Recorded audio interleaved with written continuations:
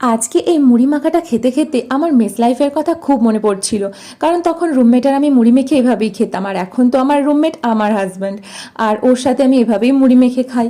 আর এইভাবেই ছোট্ট একটা হাঁড়িতে করে তখন ভাত বসতো, এখনও তাই বসে। আর রুমমেট যেরকম যখন কলেজ চলে যেত সারাদিন ফাঁকা ফাঁকা, এখনও তেমনি বর অফিসে চলে গেলে সারাদিন ফাঁকা।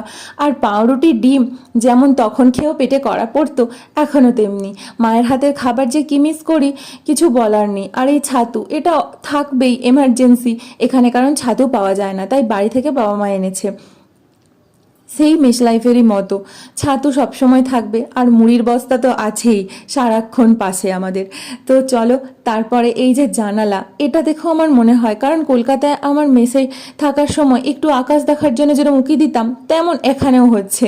আর বইপত্র তখনও যেমন ছিল এখনও আমার সঙ্গী হিসেবে রয়েছে। তাই মেস লাইফ আর এ জীবনের কোনো ফারাক